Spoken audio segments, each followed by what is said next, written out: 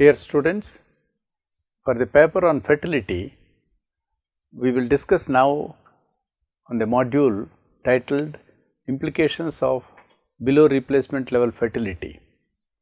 It is important that given the demographic transition and the changes in the fertility levels and how when a society attains below replacement level of fertility, what it implies. This is the main focus of this module. Replacement level fertility is a technical term which seems almost self-explanatory. Replacement level fertility is the level of fertility at which a population exactly replaces itself from one generation to the next. In developed countries, replacement level fertility can be taken as requiring an average of 2.1 children per woman. In countries with high infant and child mortality rates, however, the average number of births may need to be much higher. Replacement level fertility is not associated with a unique set of age-specific birth rates.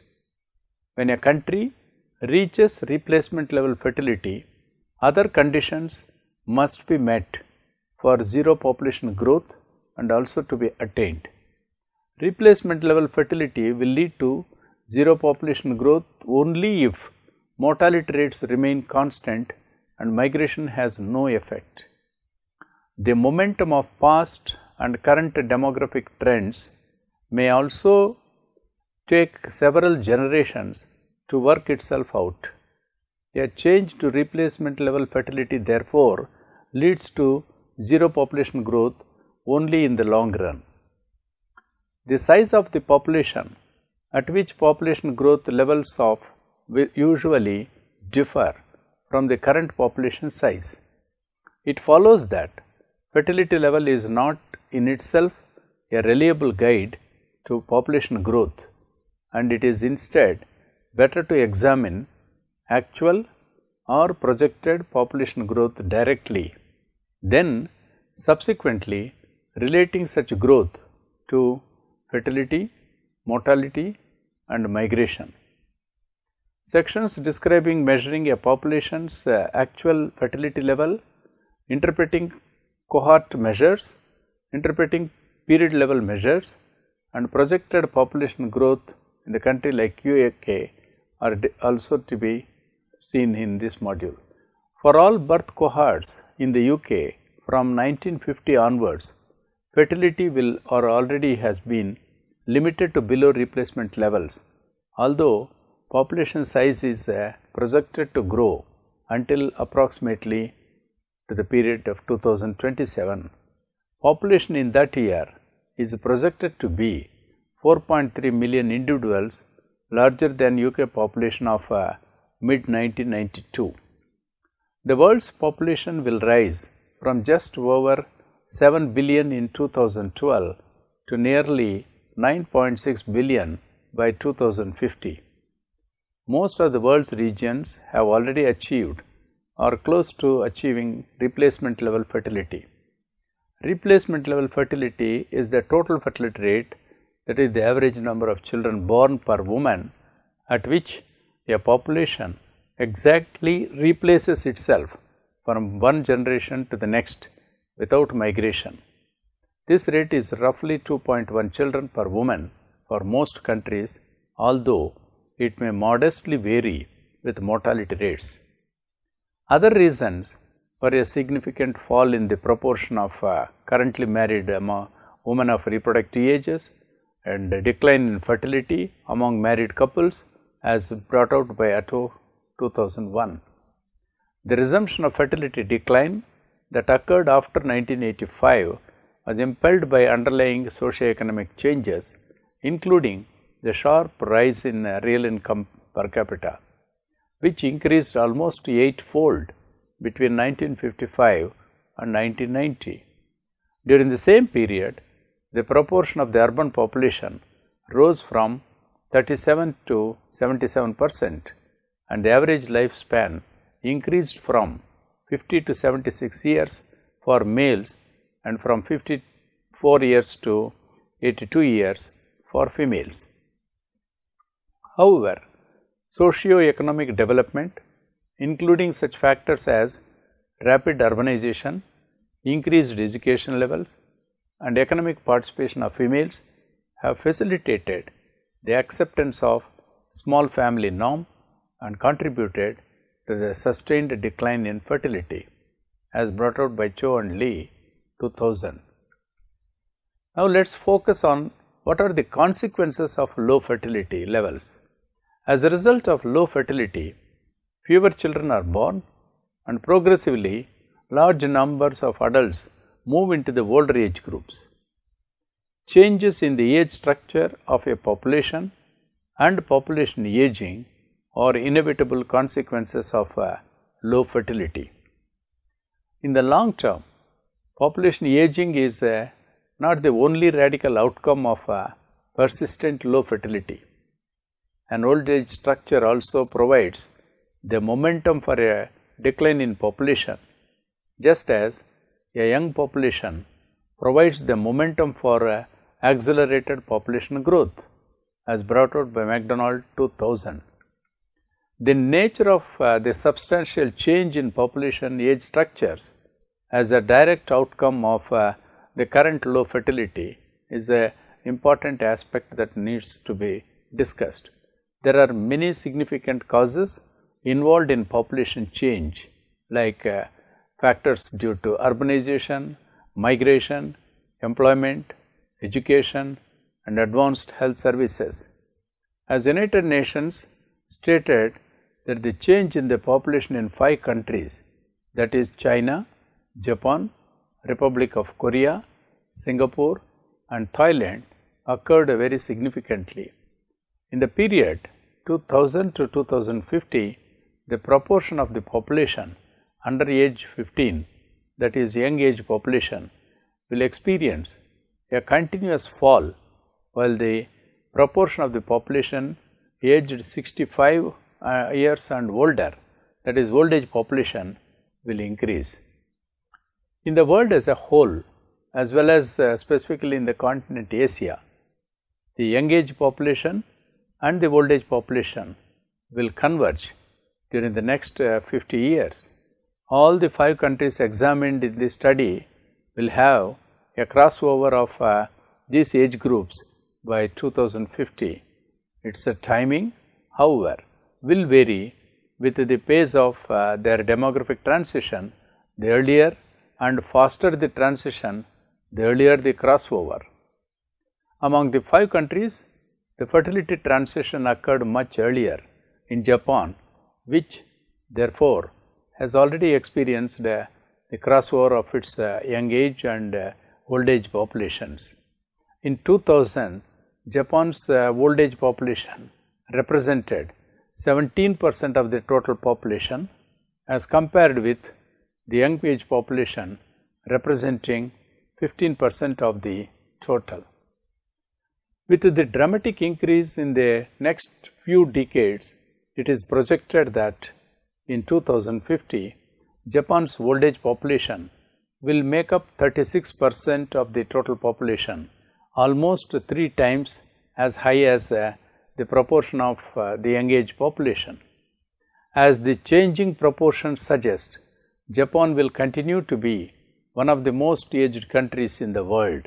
It is also worth noting that 3.8% of Japan's population in 2000 consisting of population aged 80 years and older, that is oldest world. This fast growing population of the oldest world is projected to constitute 10.4% of the total population in 2025 and 15.5% in 2050 as projected by United Nations 2002. As we can see from the data in the table that fertility is declining in many countries and the elderly population is increasing, but how does lower fertility impact in these countries? According to economists like Gary Becker and Richard Posner, I quote, "There is growing discussion in many low fertility countries about the negative consequences of having fewer young persons and the prospects already a reality in Germany, Japan, Russia and few other countries with low immigration levels of declining populations. In richer countries, retirement incomes and medical care of the elderly are largely financed by taxes on the younger working population.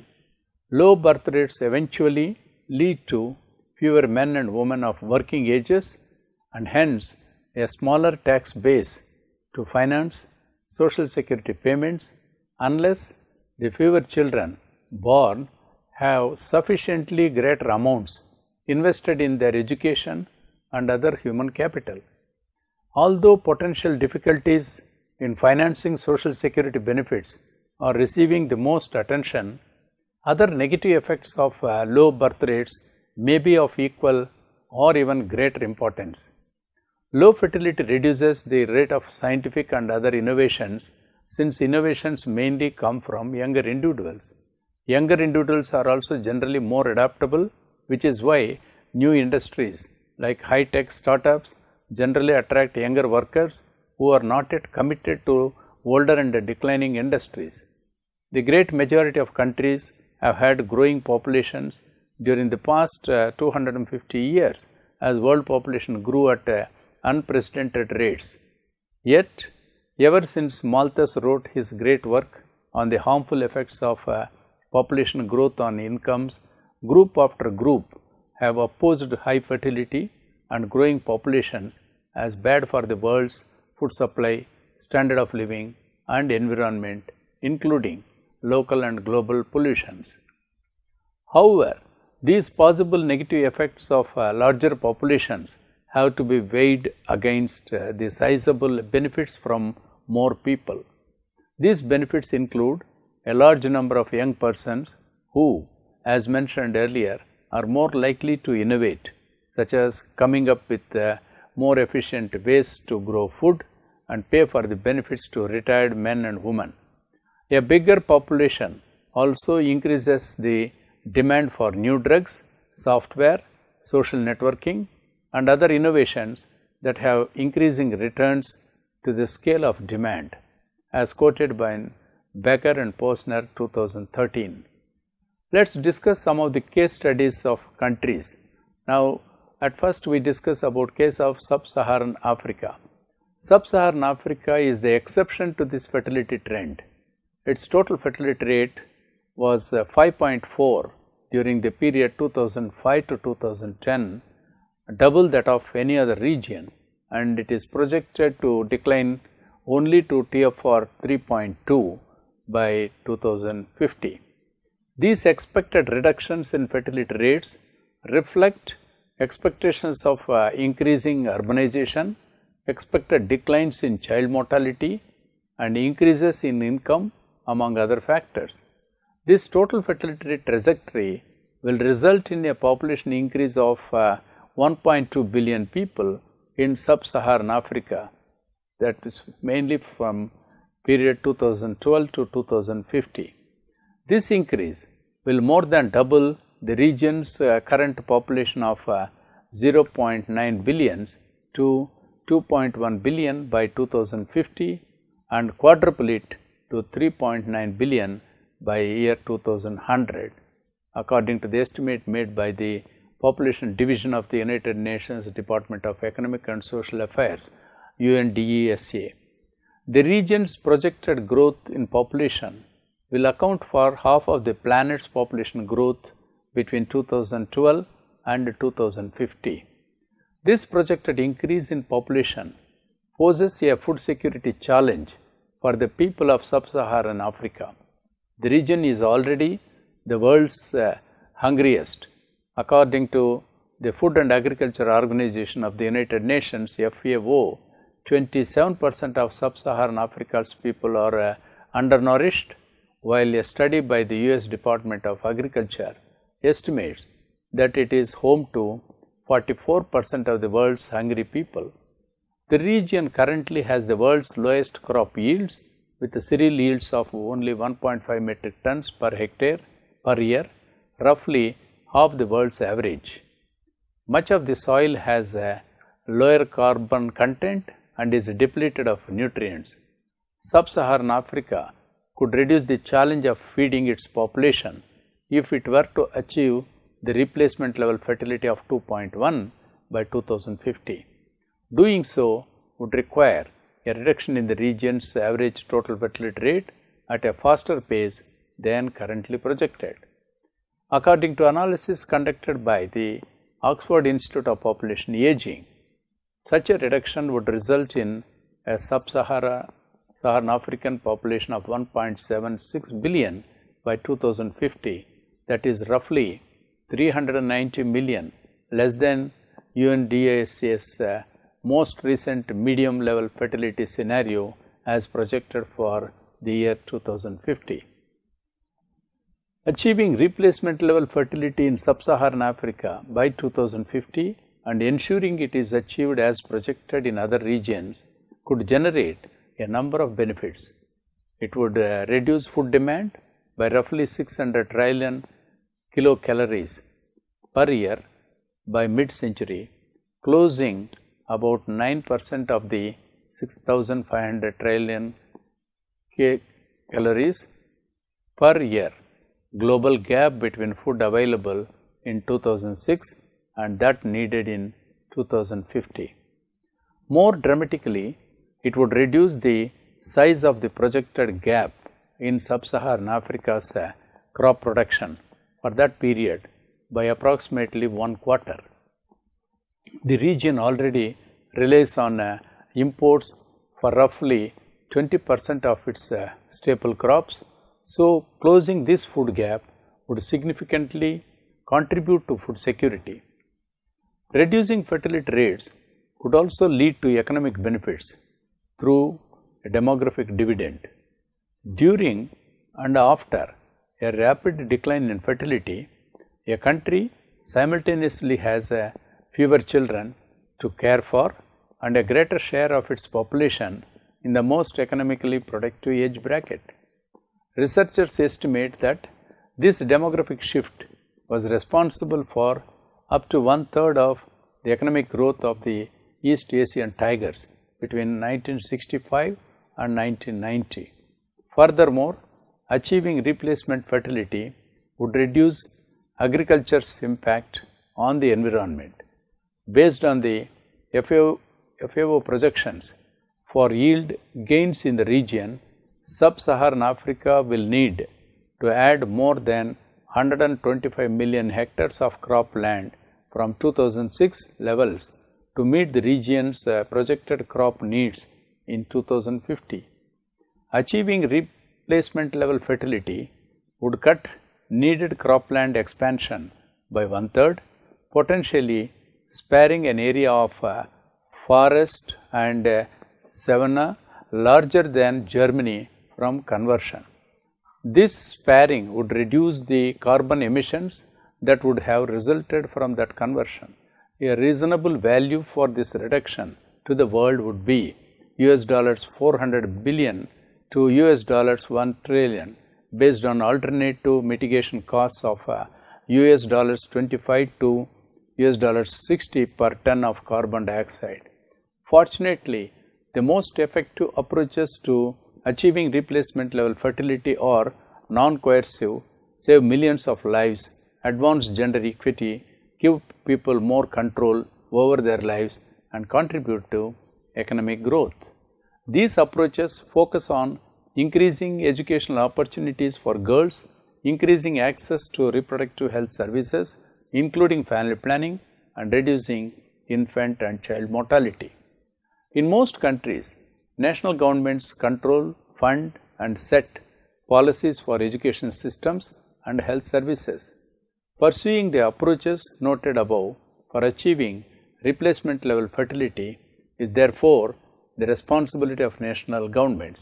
However, bilateral and multilateral development agencies also have a role to play by supporting programs that advance gender equity in education, reproductive health services, and nutrition and preventive health services for children under the age of 5.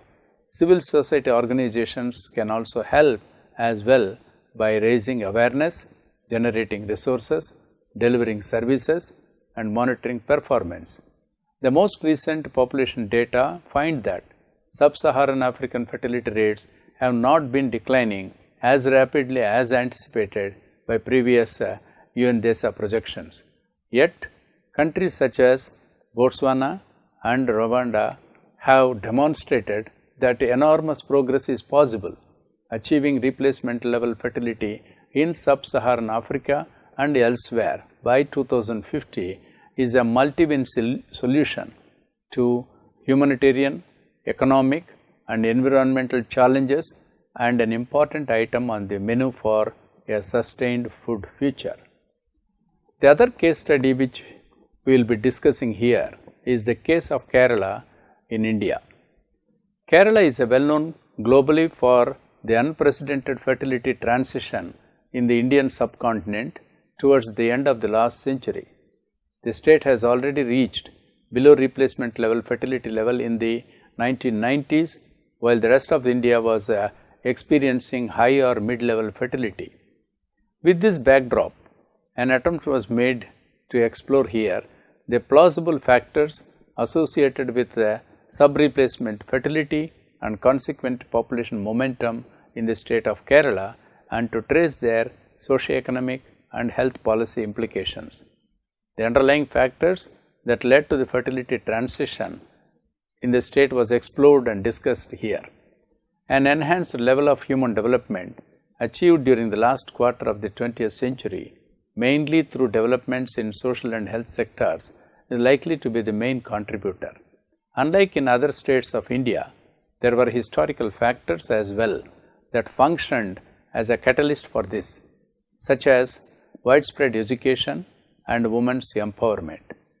As an inevitable demographic impact, population growth due to momentum is expected to be very strong in Kerala, with an age structural transition favoring the world.